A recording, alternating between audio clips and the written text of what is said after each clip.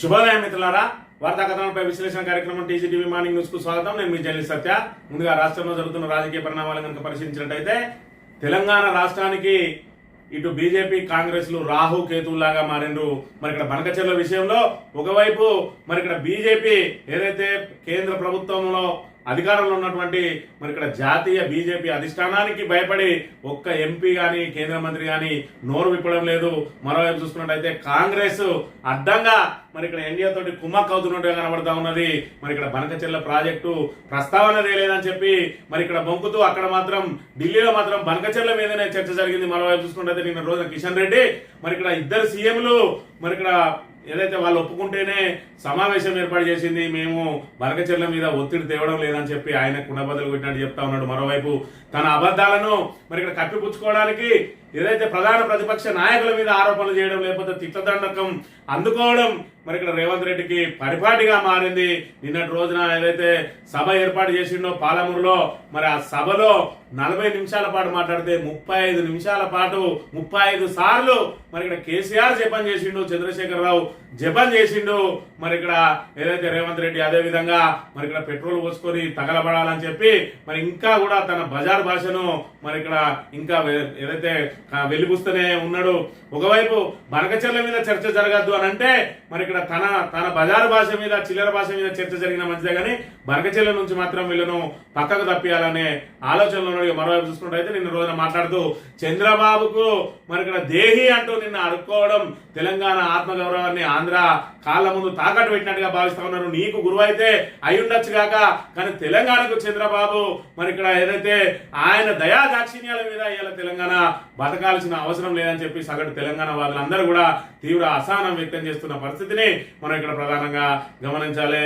ఇక మంథని నియోజకవర్గం విషయానికి వస్తే మంథని నియోజకవర్గానికి సంబంధించి మరి ఇక్కడ మంత్రి శ్రీధర్ బాబు గారు మరి ఆయనకు ఏదైతే మంత్రి ప్రజలకు మాట ఇచ్చిందో మాట ప్రకారం అభివృద్ధి పనులు చేపట్టడం చేతగాదు కానీ ఇంకా కూడా అధికారంలో బీఆర్ఎస్ అధికారంలో ఉన్నప్పుడు పుట్టమద మీద ఏ విధంగా అయితే ఆరోపణలు చేయించిండో, అసత్య ఆరోపణలు చేయించిండో, మరి ఇక్కడ ఏదైతే దళితుల పట్ల తనకు మరి ఇక్కడ ఏదైతే దళితులకు తానే ప్రతినిధి అన్నట్టు దళిత సమస్యల పరిష్కారం కోసమే తాను దళిత జనోద్ధారకానిగా పుట్టినట్టుగా మాట్లాడే మరి ఇక్కడ శ్రీధర్ బాబు ఇంకా కూడా ప్రతిపక్షంలో ఉన్న పుట్టమది మీద ఆరోపణలు చేసుకుంటూనే కాలం వెల్లడిస్తున్నాడు.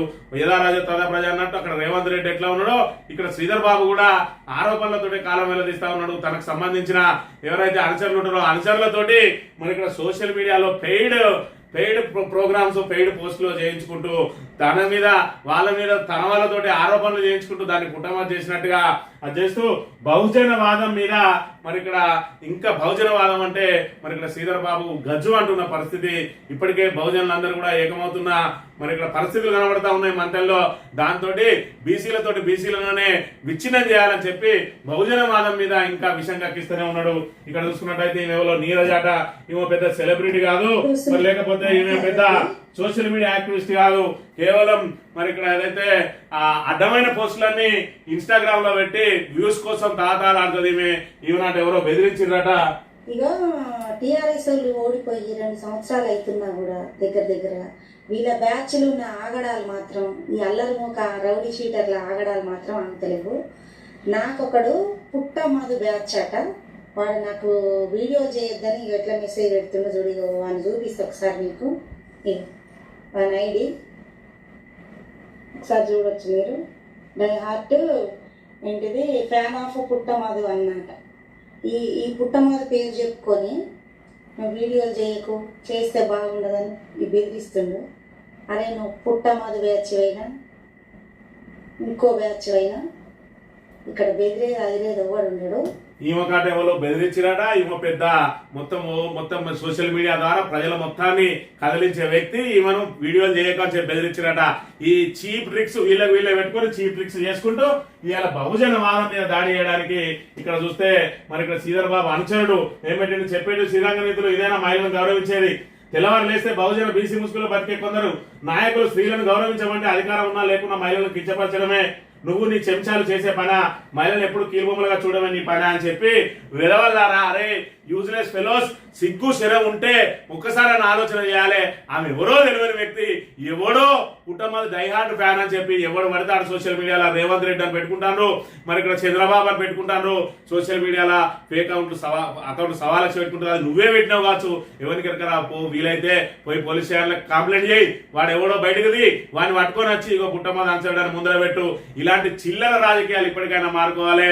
మరి ఇక్కడ ఏదైతే మహిళల పట్ల ఇది కించపరచనట బహుజనవాదాన్ని, మరి తెల్లారులేస్తే రాత్రి పగలు బహుజనవాదం ఎత్తుకుంటాం. ఖచ్చితంగా బహుజనులకు రాజ్యాధికారం వచ్చే వరకు మా పోరాటం ఆగనే ఖచ్చితంగా బహుజనవాదం మీదనే ఎలక్షన్లకు పోతాం. బహుజనవాదం మీదనే రాబోయే ఎన్నికల్లో శ్రీధర్ బాబును ఓడగొట్టడానికి బహుజనవాదాన్ని వాడతాం. బహుజనులందరూ ఏకమవుతా ఉంటే ఇలాంటి చెత్తనా కొడుకులతోటి దొంగనా కొడుకులతోటి అడ్డమైన పోస్టులు పెట్టించే ప్రయత్నం చేస్తా ఉన్నాడు శ్రీధర్ బాబు. నువ్వు ఇచ్చిన హామీలేవి, హామీలను అమలు చేయి. ఈ పెద్దపల్లి మంత్రి రోడ్ ఇప్పటి వరకు పూర్తి చేయలేదు. ఇంకెప్పుడు నువ్వు మరి ఇక్కడ ప్రజలకు ఇచ్చిన మాటలు చేస్తావు? 20 నెలలు అయింది. ఆ రోడ్డు PRS ఆధ్వర్యంలో శాంక్షన్ అయింది, ఇప్పటికి పనులు పూర్తి చేస్తలేవు. నేను 300 కోట్లతో బ్రిడ్జీలు కడతాను అంటావు. ఇక్కడ ఓడేడు బ్రిడ్జి మరి మంత్రి అయినా వెంటనే పోయినావు, వెంటనే దీన్ని పూర్తి చేస్తాను, దీన్ని అవినీతిని అరికడతాను. ఇప్పటి వరకు ఆ పనులు లేదు, కానీ ఏదో కుక్కలను తీసుకొచ్చి మురిగించే ప్రయత్నం చేస్తా ఉన్నావు. మరి దానికే నువ్వు ఇంత రెచ్చిపోతున్నావే? మరి ఇక్కడ ఎవడో తెలియనోడు, వాడు ఎవడో నువ్వే నీకు సంబంధించినోడే ఒక ఫేక్ పోస్ట్ పెట్టి దాన్ని పుట్టమదికి ఆపాదించే ప్రయత్నం చేస్తున్నావు. ఇక్కడ సాక్షాత్తు నీ తాజా మాజీ ఎంపీటీసీ ఒక పిల్లగాన్ని ప్రేమ జంట నన్ను చంపేయమన్నాడు. దీనికి శ్రీధర్ బాబు నువ్వేం సమాధానం చెప్తావో చెప్పిగా.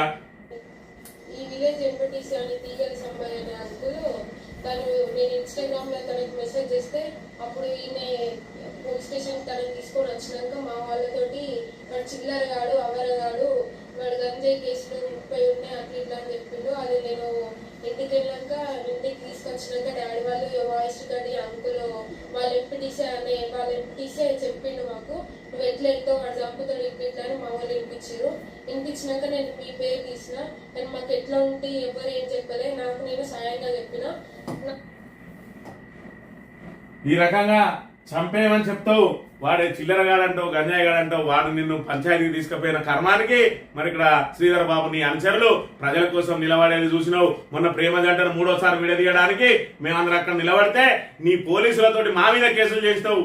ఇవాళ ఒక ప్రేమ జంటకు అండగా నిలిచినందుకు నన్ను జైలుకు పంపే ప్రయత్నం చేసినావు. మరి నీ పోలీసులు 3వసారి విడగొట్టిన ప్రయత్నం చేసినందుకు ఇప్పటి వరకు వాళ్ళ మీద చర్యలు లేవు. అంటే మంత్రిలో రాక్షస రాజ్యం నడుస్తా ఉన్నదా, లేదంటే ప్రజాపాలన నడుస్తా ఉన్నదా?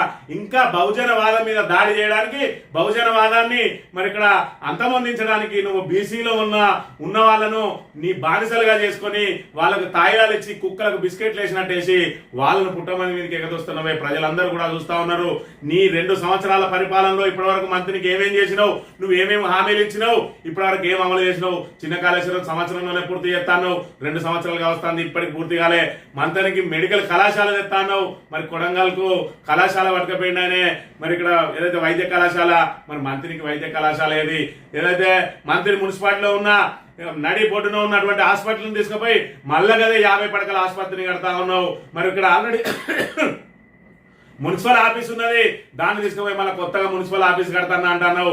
మరి ఇక్కడ ఏదైతే ఆల్రెడీ 2 బ్రిడ్జిలు వచ్చినాయి, ఇక్కడ గ్రీన్ ఫీల్డ్ హైవే మీద హైవే కోసం గోదావరి బ్రిడ్జ్ వస్తా అంటే శివారానికి అక్కడికి ఏదో వందలాది వాహనాలు పోయినట్టు శివారానికి బ్రిడ్జ్ కడతా అంటున్నావు. ఇంకా సోమనపల్లి బ్రిడ్జ్ రేపో మాపో కూలిపోయేటట్టున్నది, అక్కడ బ్రిడ్జ్ కట్టమంటే చేత కాదు. ఇక్కడ ఆనంద వెంకటాపూర్ దగ్గర కనుక బ్రిడ్జ్ కట్టినట్టయితే కాళేశ్వరానికి దగ్గరగా ఉంటది, అక్కడ కట్టడం చేత కాదు. ఈ కిషన్ రావుపల్లి నుంచి భూపాలపల్లి వరకు అది రోడ్డు పూర్తి చేయమంటే 20 నెలల కాలం జరిగింది, ఇప్పటి వరకు అది పూర్తి చేయడం చేత కాదు. ఓడేడు బ్రిడ్జిని పూర్తి చేయడం చేత కాదు. కానీ శివారానికి మాత్రం ఇలా రియల్ ఎస్టేట్ భూములకు ధరలు పెరగడానికి శివారానికి ప్రజాధనం 300 కోట్లు మరి ఇక్కడ వృధా చేస్తావు. ఇవాళ నీ హయాంలో ఒక్కటి డబుల్ రోడ్ అయిన విషయం చూపించు. ఈ 20 నెలల కాలంలో నువ్వు మంత్రి ప్రాంతానికి తీసుకొచ్చింది చూపించు.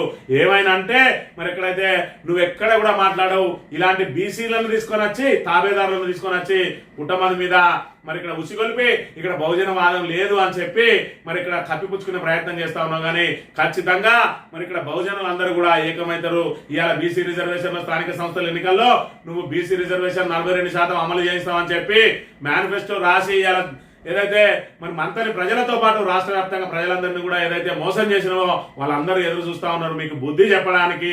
మీరు ఎంత విషయంగా కూడా బంద్ చేయండి, మీకు అధికారం ఉన్నది, చేతిలో నెంబర్ 2గా చెలామణి అవుతున్నావు. ప్రతిసారి మరి ఇక్కడ ముఖ్యమంత్రి మీ పేరు చెప్తా ఉన్నాడు. కనీసం మంత్రికి మంచి చేయనునివి నువ్వు, తెలంగాణ రాష్ట్రానికి ఏం మంచి చేస్తావు? మంత్రిని అభివృద్ధి చేయనునివి, తెలంగాణ రాష్ట్రానికి ఏం అభివృద్ధి చేస్తావు? ఇంకా 3 సంవత్సరాల కాలం ఉన్నది. ఇప్పటికైనా నువ్వు మంత్రిని అభివృద్ధి కోసం పాటుపడి ఆ ఒడేడు బ్రిడ్జి పూర్తి చేయించి, అదేవిధంగా ఆరేంద్ర వెంకటాపూర్ దగ్గర బ్రిడ్జి కట్టి, అదేవిధంగా సోమనపల్లి దగ్గర బ్రిడ్జి కట్టకపోతే ఖచ్చితంగా నిన్ను ఉప్పు పాతరేస్తారు. ఇప్పటికే కిషన్ రావు పల్లె వరకు రోడ్ పూర్తి చేయించిండు, ఖమ్మంపల్లి బ్రిడ్జి కట్టించిండు, పుట్టా మధుకర్ ఒడేడుకు బ్రిడ్జి తీసుకొచ్చిండు. మరి ఇక్కడ ఆ కిషన్ రావు పల్లె నుంచి భూపాలపల్లి వరకు రోడ్ వేసుడు చేత కాకపోతే నువ్వు ఇంకా మంత్రిగా దేనికి పనిచేస్తావు అనే ఒక విషయాన్ని ఇక్కడ ఆలోచన చేసుకోవాలి. ఇక్కడ చూడు కమాన్పూర్ దగ్గర పోయిండు, మరి ఇక్కడ పెంచుకెళ్ళిపేటకు అక్కడ వరకు డబుల్ రోడ్ వేస్తానా అని తాత్కాలిక శిలాఫలకాలు పెట్టిండు, ఒక్క శిలాఫలకం లేదు. మరి ఇక్కడ కమాన్పూర్ కు ఎంఆర్ఓ ఆఫీస్ కు శిలాఫలకం వేసినావు, ఆ శిలాఫలకం లేదు, ఎంఆర్ఓ ఆఫీస్ లేదు. ఇక్కడ సెన్నర్ కాలనీకి వచ్చినావు, ఇక్కడ మరి ఇక్కడ ఎంఆర్ఓ ఆఫీస్ కడతా అని శిలాఫలకం వేసినావు, అక్కడ శిలాఫలకం లేదు, నా ఎంఆర్ఓ ఆఫీస్ లేదు. నువ్వు ఎక్కడ శిలాఫలకాలు వేసినా అప్పటిదప్పుడు తీసుకొస్తా నిలబెడతారు, చుట్టుకొని సంకలు పెట్టుకొని వెళ్ళిపోతాను. ఎందుకంటే శిలాఫలకం వేసిన రోజే కనబడాలి. మళ్ళీ దాన్ని ఎవరైనా పోయి శిలాఫలకం వేసి 6 నెలలు అయింది 7 ఏళ్ళు అయిందని అక్కడ ఫోటో దించి పెట్టేది కాని చెప్పి అన్ని తాత్కాలిక శిలాఫలకాలే వేస్తా ఉన్నావు. మరి ఈ విషయాన్ని గుర్తుపెట్టుకో శ్రీధర్ బాబు. ఇప్పటికైనా ఏదైతే అక్రమ కేసులతో వేధించడమో లేదంటే నీ కుక్కలతోటి మురిగించడమో కాకుండా ప్రశ్నలు మేమేయాలి, సమాధానం నువ్వు చెప్పాలి. పని చేయాల్సిన పరిస్థితిలో నువ్వు ఉన్నావు. ఇవాళ ప్రశ్నలు అడగాల్సిన ప్రతిపక్షంగా మేమున్నాం. ఇవాళ ప్రతిపక్షం ప్రశ్నలు అడిగితే నీ అధికార పక్షంతో తిట్టిస్తా ఉన్నావు, నీ కుక్కలతోటి మురిగిస్తా ఉన్నావు. అది కాదు పద్ధతి. పనులు చేయాల్సిన బాధ్యత నీ మీద ఉన్నది. ఇవాళ మంత్రిగా నీకు అవకాశం ఉన్నది. నువ్వేదో మొదటిసారి మంత్రి అయినవి కాదు, గతంలో చేసిన అనుభవం ఉన్నది. అయినా కూడా మంత్రి నియోజకవర్గానికి మరి ఇక్కడ సాధించింది శూన్యం. కాబట్టి ఇంకా బహుజనవాదం మీద దాడి చేసుడు మానుకొని ఇప్పటికైనా ప్రజల సంక్షేమం కోసం ఆలోచన చేయకపోతే 2014లో ఏ విధంగా అయితే జరిగిందో నువ్వు పెట్టిన అక్రమ కేసులు, పీడీ యాక్ట్లు, రౌడీ షీట్లు, అందరిని జైలుకు పంపడం చూసి ప్రజలు ఏ విధంగా అయితే తిరగబడ్డారో ఇప్పటికే సిద్ధంగా ఉన్నారు. మరి ఇక్కడ ప్రజలు తిరగబడడానికి ఎన్నికలు రావడమే ఆలస్యం, మిమ్మల్ని సాగనంపడానికి సిద్ధంగా ఉన్నారు అనేది మీరు ఒకసారి మళ్ళీ గుర్తు చేసుకోవాలి. ఈ వార్తా కథనాలను కనుక పరిశీలించినట్లయితే ముందుగా నమస్తే తెలంగాణలో మోదీకి ఆర్ఎస్ఎస్ ముక్తాడట. వరుస వైఫల్యాల వేళ మోదీ షాకు చెక్కు, పట్టు బిగించే పనిలో సంఘ పరివారట. పాలనపై కూడా క్రమంగా పట్టుకోల్పోతున్న ప్రధాని. ఇదే ఆధారంగా యాక్టివ్ మోడ్ లోకి వచ్చిన ఆర్ఎస్ఎస్ 75 ఏళ్లకు రిటైర్మెంట్ పై ఇప్పటికే పరోక్ష సంకేతాలు. బీజేపీకి కొత్త అధ్యక్షుని ఎంపికలోను వ్యూహాత్మక శైలి. మోడీ అమిత్ షా ద్వయాన్ని పక్కన పెడుతున్న నిర్ణయం. రాష్ట్రాల్లోనూ ఆర్ఎస్ఎస్ అనుబంధ నేతలకి అధ్యక్ష పీఠం. ఆర్ఎస్ఎస్ చర్యలతో ఉక్కిరిబిక్కిరవుతున్న మోదీ కొడ్రి. మోడీ లేకుంటే సీట్లు రావన్న దూబే వ్యాఖ్యలే నిదర్శనం అని చెప్పి మరి ఇక్కడ చూసుకున్నట్లయితే మోడీ మరి ఇక్కడ 10 సంవత్సరాల పాటు ఏకఛత్రాధిపత్యం నడిపించినటువంటి మోదీ చరిష్మా తగ్గుతున్నదా అంటే మొన్నటి ఎలక్షన్లలో ఏదైతే స్వయంగా మరి ఇక్కడ స్వతంత్రంగా వీళ్ళు మెజార్టీ సాధించలేకపోయింది బీజేపీ. దాంతో మోడీ చరిష్మా దెబ్బతింటూ వస్తున్నది. ఆర్ఎస్ఎస్ తోటి కూడా మరి ఇక్కడ విభేదాలు ఏర్పడతా ఉన్నాయి. మోడీ షా ద్వయం అని అంటే మరి హిట్ ఫేర్ గా ఉన్నటువంటిది మొన్నటి రోజున ఏదైతే చెతికిల పడ్డారో మళ్ళీ భాగస్వామ్య పక్షాల మీద ఆధారపడ్డారో ఆర్ఎస్ఎస్ పట్టు బిగించే ప్రయత్నం చేస్తా ఉన్నదట. దాంతో మొన్నటి రోజున మరి ఇక్కడ ఏదైతే 75 సంవత్సరాలు రాగానే మరి తప్పుకోవాలని చెప్పి ఏదైతే చెప్పిరో దానికి వయసు అడ్డం కాదు, ఇక్కడ అసమర్థతే కారణం అని చెప్పి ఆ వయసును కారణంగా చూపి మోడీ షాలను పక్కకు పెట్టే ప్రయత్నం జరుగుతూ ఉన్నది. మళ్ళీ బీజేపీలోకి కొత్త తరాన్ని మరి ఏదైతే నాయకత్వం తీసుకురావడానికి ప్రయత్నం చేస్తా ఉన్నారో అందుకే మోడీ షా ద్వయం ఏదైతే సూచించిండ్రో అధ్యక్ష పదవికి, జాతీయ అధ్యక్ష పదవికి దాన్ని ఆర్ఎస్ఎస్ పక్కన పెట్టిందట. ఇతర రాష్ట్రాల్లో సైతం ఆర్ఎస్ఎస్ అనుబంధంగా ఉన్న వాళ్ళకి అధ్యక్ష పదవులను కట్టబెడతా ఉన్నది. ఇక బనకచెర్ల విషయానికి కనుక చూసుకున్నట్టయితే బనకచెర్ల మీద మరి ఇక్కడ బీజేపీ కాంగ్రెస్ రావు కేతువులుగా మారి మన తెలంగాణ నీళ్లను చెరబడతా ఉన్నాయి. మరి ఇక్కడ 8 మంది 8 మంది ఉన్నారు. ఉన్ని ఏమి లాభం? తెలంగాణ పూజకు పనికిరాని పువ్వు బీజేపీ. తెలంగాణకు బీజేపీ నేతల ద్రోహం నమ్మి గెలిపిస్తే నిండా ముంచుతున్నారు. 11 ఏళ్లుగా తెలంగాణపై బీజేపీ సవత్తలి ప్రేమ, బనకచెర్లపై నయాంచన, నోరు మీద పని ఎంపీలు. గోదావరి జలాలను ఏపీ తనుకుపోతున్న కదలికలేదు. అధికార కాంగ్రెస్ పార్టీతో అంటగాగుతున్న బీజేపీ నేతలు ముఖ్యమంత్రి రేవంత్ ను కాపాడేందుకు ప్రతిపక్షం పోరాటం. ముఖ్యమంత్రి రేవంత్ ను కాపాడేందుకు ప్రతిక్షణం ఆరాటపడుతున్నది బీజేపీ. బనకచెర్లపై పార్టీ విధానం ఏంది, ప్రజలకు సమాధానం ఏది అని చెప్పి మరి ఇక్కడ బనకచెర్ల ఇష్యూ అంత పెద్ద బర్నింగ్ ఇష్యూ జరుగుతూ ఉంటే బీజేపీ ఎంపీలు అది మాకు సంబంధం లేని అంశం, అది మరి ఇక్కడ ఏదైతే టీఆర్ఎస్ ను కాంగ్రెస్ తీసుకోవాల్సిన అంశం మాకేం సంబంధం అన్నట్టుగా వ్యవహరిస్తా ఉన్నారు. మరి మీరు బీజేపీకి ప్రాతినిధ్యం వహిస్తున్నది తెలంగాణ నుంచా, ఆంధ్ర నుంచా, లేకపోతే ఎక్కడనో నార్త్ నుంచి ఇస్తా ఉన్నారా అంటే తెలంగాణ కోసం కొట్టాడాల్సిన బాధ్యత ఓన్లీ కేవలం బీఆర్ఎస్ మీదనే ఉన్నదా? మరి మీ బీజేపీలు తెలంగాణ ప్రయోజనాల కోసం కొట్లాడరా అంటే లేదు, మా అధిష్టానం నోరు తెరువు అంటే నోరు తెరుతాం, నోరు మూయమంటే నోరు ముత్తాం, అక్కడ ఏం జరిగినా మాకు సంబంధం లేదన్న చందంగా వ్యవహరిస్తా ఉన్నారు. 8 మందిని ఎంపీలను ఇచ్చిన తెలంగాణ ప్రజలు ఒక్కసారి ఆలోచన చేసుకోవాలి. ఇలాంటి అసమర్థుల చేతిలో అధికారం పెడితే ఈరోజు మనకు వచ్చింది ఏంది? ఒకవైపు బనకచెర్ల మీద చర్చలు లేవంటాడు ముఖ్యమంత్రి, మరోవైపు బనకచెర్ల మీదనే చర్చ జరిగిందంటాడు ఏపీ మంత్రి. ఎట్టి పరిస్థితుల్లో బనకచెర్లను కట్టి తీరుతామని ఆయన ప్రతిన పొందుతాడు. ఈయనేమో బాబు గారు ప్లీజ్ మమ్మల్ని బతకనియండి అని చెప్పి అడుక్కుంటాడు. ఇలాంటి దేవరింపు మాటలతోటి ఇవాళ తెలంగాణ ఆత్మ గౌరవాన్ని చంద్రబాబు కాళ్ళ దగ్గర తాకట్టు పెడతామని ఇక్కడ చూసుకున్నట్టయితే మా పాలమూరు ప్రాజెక్టులకు అడ్డుపడకండి, రాయలసీమ లిఫ్ట్ రద్దు చేసి ఉదారత చాటండి, బాధ్యతగా ఉండండి, మమ్మల్ని బతకనివ్వండి. ఏపీ సీఎం చంద్రబాబును ప్రాధేయపడ్డ రేవంత్ జల వివాదాలపై జడప్రోలు సభలో సీఎం అభ్యర్థన నిమిషం వ్యవధిలో 3 సార్లు బాబుకు విజ్ఞప్తి. ఢిల్లీలో తమదే విజయమని ఇక్కడ దేవరింపు 40 నిమిషాల స్పీచ్ తో 30 సార్లు కేసీఆర్ చెప్పమని చెప్పి మనకి ఇక్కడ చూసుకున్నట్టయితే బతకనియండి మమ్మల్ని అని చెప్పి అడుక్కుంటా ఉన్నాడు. మరి ఈ దేవ మాటలు ఎందుకు ఈ రకంగా ఆయన మాట్లాడుతున్నాడో మనం ఒక్కసారి గమనించాలి. ఇక్కడ చూసుకున్నట్టయితే కేసీఆర్ మీద 40 నిమిషాలు సాగిందల్లా ఎన్నిసార్లు మరి రేవంత్ రెడ్డి కేసీఆర్ పేరు తీసుకుని చూసుకున్నట్టయితే 7, 8, 9, 10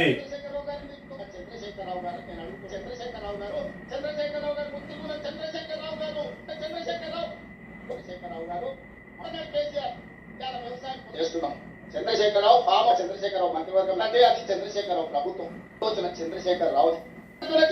ఇగో ఈ రకంగా కేసీఆర్ నామస్మరణ చేయడమే ఆయన ధ్యేయంగా మారింది. ఏదైతే బనకచెర్ల విషయంలో అట్టర్ ఫ్లాప్ అయిండు, ఇవాళ తెలంగాణను వృద్ధిలోకి తీసుకురావడంలో, తెలంగాణ ఆదాయం పెంచడంలో అట్టర్ ఫ్లాప్ అయిండు.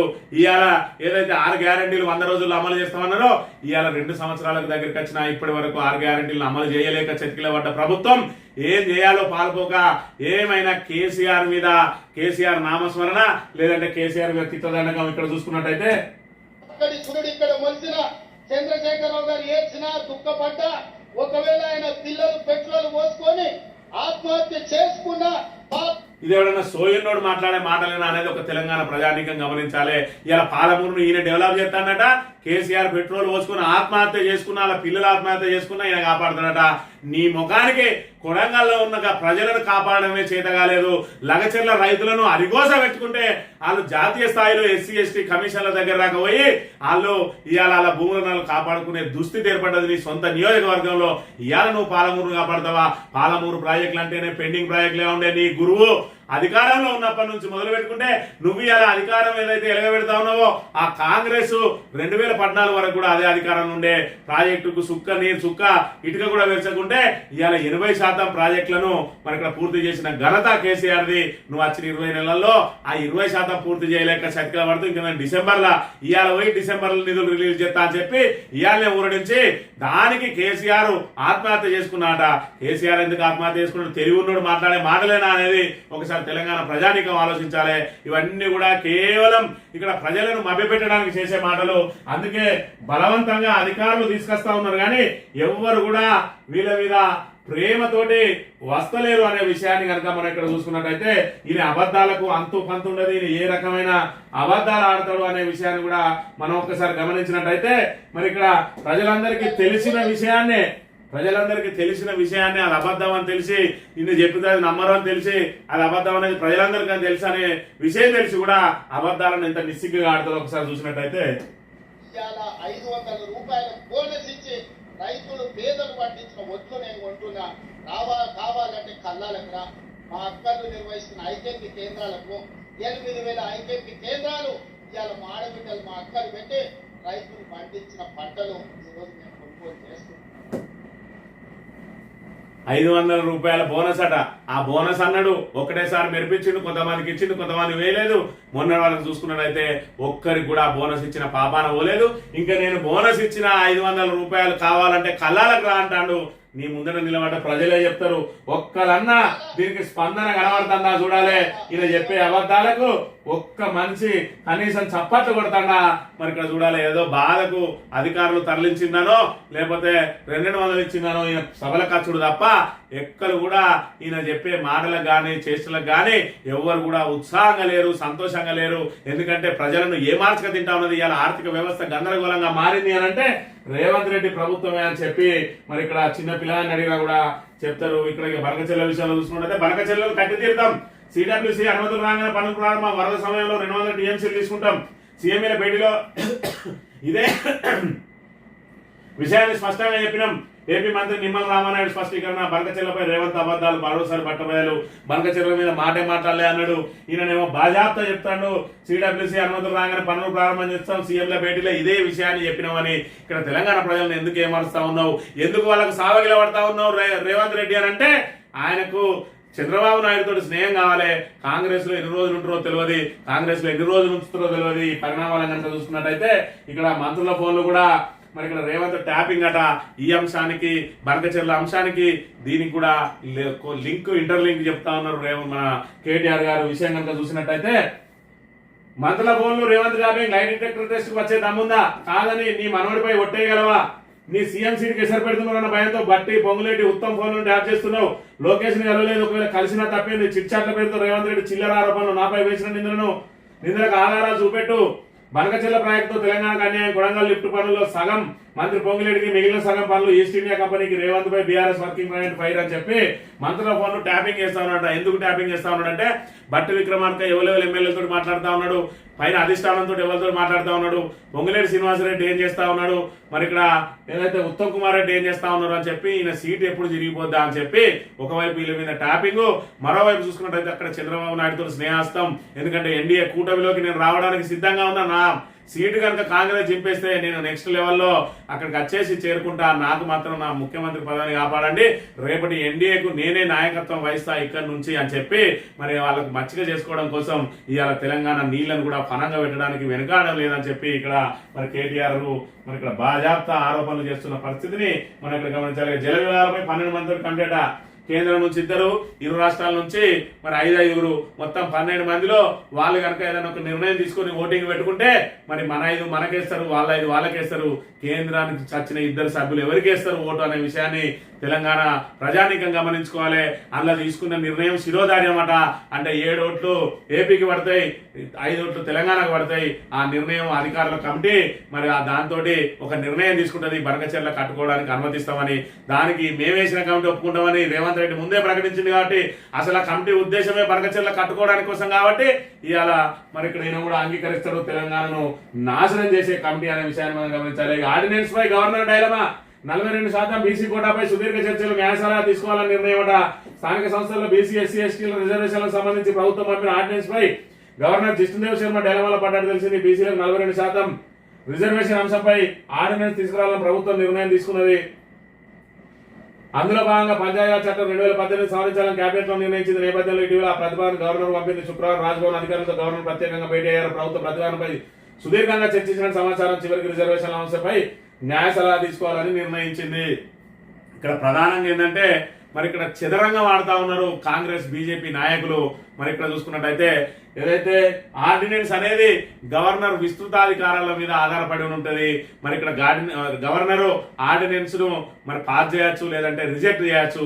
కానీ ఇలా చూసుకున్నట్టయితే ఆయన డైరెక్ట్ పాస్ చేస్తే మరి ఇక్కడ 2 ఒకటని తేలిపోతుంది. రెండోది మరి ఇక్కడ ఇతర రాష్ట్రాలకు సంబంధించి బీజేపీ మీద విమర్శలు ఏర్పడతాయి.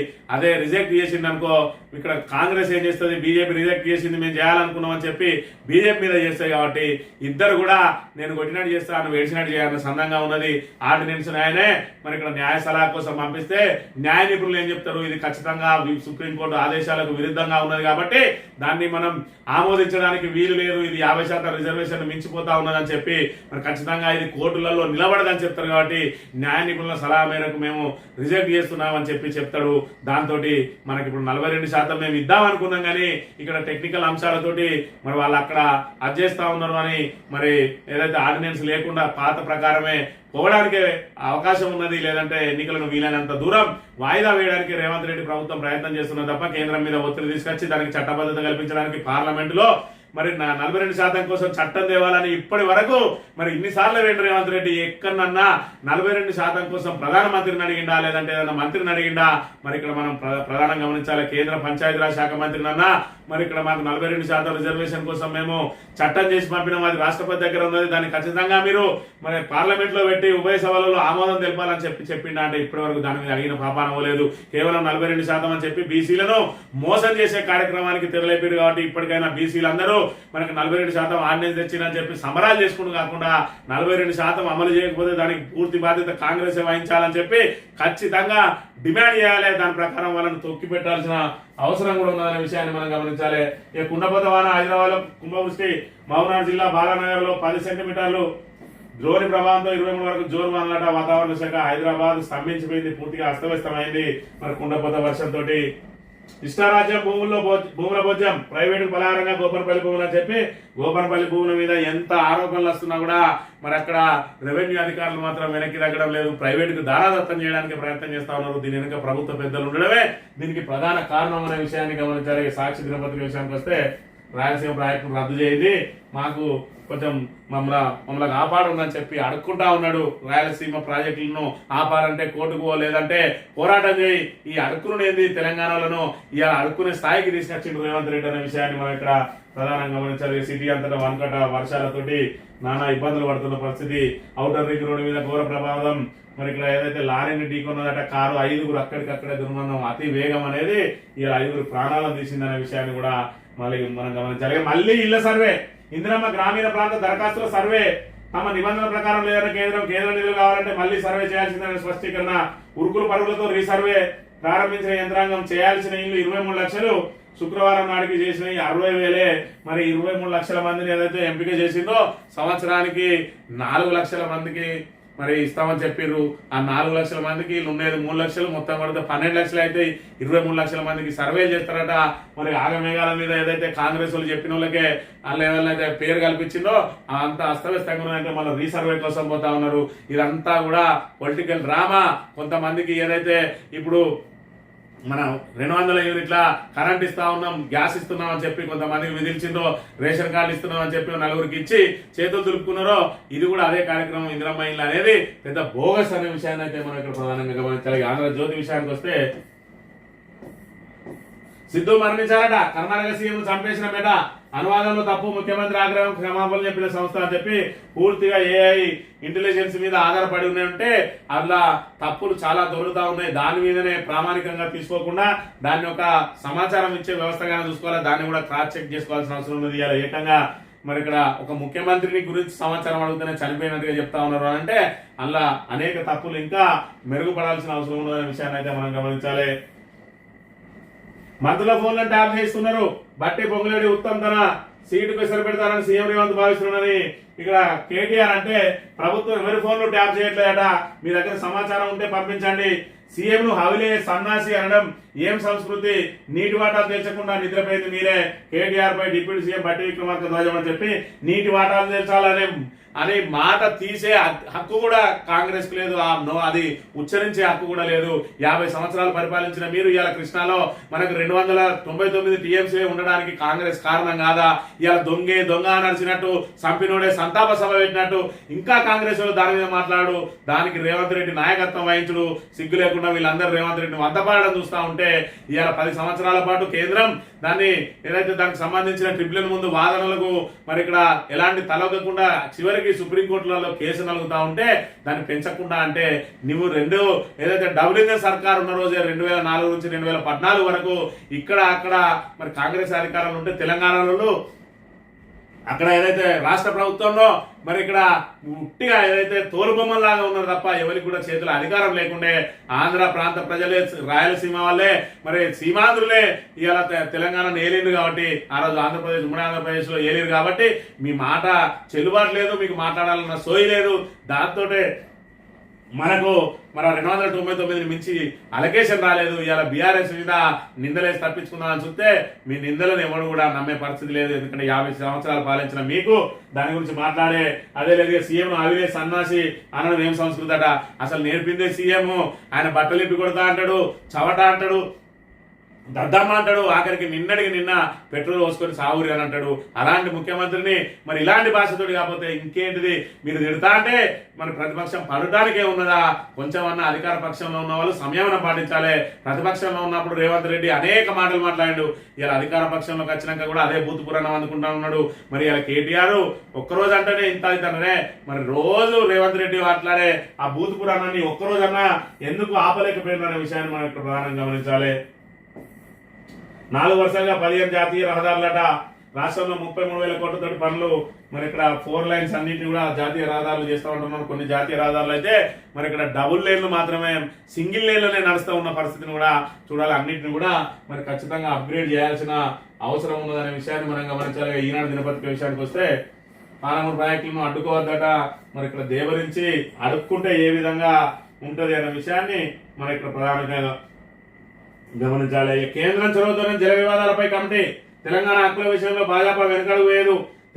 తెలుగు రాష్ట్రాల ప్రయోజనాలను పరిగణలోకి తీసుకుంటుంది కేంద్ర మంత్రి కిషన్ రెడ్డి భరోసా అని చెప్పి మరి ఇక్కడ జల వివాదాలకు సంబంధించి మరి ఇక్కడ ఏదైతే తెలంగాణ నుంచి కాంగ్రెస్ ముఖ్యమంత్రి, కాంగ్రెస్ కు సంబంధించిన మరి ఏదైతే నీటిపారుదల శాఖ మంత్రి వేయండు, అక్కడి నుంచి వాళ్ళిద్దరు వచ్చిండు. మరి బీజేపీ తరఫున మీ కేంద్ర మంత్రి దగ్గర మీరెందుకు కూర్చోకలేకపోయిండు? తెలంగాణ ప్రాంత ప్రయోజనాలను కాపాడడానికి అక్కడ ఏదైతే ఆంధ్రప్రదేశ్లో కేంద్ర మంత్రి ఉన్నారు, మన తెలంగాణలో 2 కేంద్ర మంత్రులు ఉన్నారు. మీరు కూడా అందులో పాల్గొని మరి తెలంగాణకు సంబంధించి ఏదైతే రేవంత్ రెడ్డి అన్యాయం చేయాలని చూస్తారో దాన్ని అడ్డుకోవడానికి మీరెందుకు ప్రయత్నం చేయలేదంటే బీజేపీ అధిష్టానం ముందట మాట్లాడడానికి మీకు మరి అక్కడ ఆ ధైర్యమే లేదు. దాంతో ఇలా తెలంగాణ ప్రాంత ప్రయోజనాలు నాశనం అవుతున్నా కూడా చూస్తా ఉన్నారు. అందుకే తెలంగాణకు ఇక్కడ రాహు కేతువులాగా మారిండు ఇక్కడ కాంగ్రెస్ బీజేపీలు అనేది. తెలంగాణ ప్రజానీకం అంతా గమనించాలి. తెలంగాణ ప్రాంత హక్కులు, ప్రాంత ప్రయోజనాలు కాపాడబడాలంటే బీఆర్ఎస్ఏ మరి ఇక్కడ దీనికి శిరోధార్యం అనే విషయాన్ని గమనించి రాబోయే రోజులలో ఎప్పుడు ఎన్నికలు వచ్చినా కాంగ్రెస్ బీజేపీలను సమదూరం పాటించాలి. వాళ్ళకు ఖచ్చితంగా పాతాళానికి దొక్కాలి. వాళ్ళకి డిపాజిట్ రాకుండా చేసిన రోజే తెలంగాణ ప్రాంత ప్రయోజనాలు కాపాడబడతాయని కోరుతూ ఇది ఈ రోజు మార్నింగ్ న్యూస్. రేపు వెళ్తాం. Thank you very much.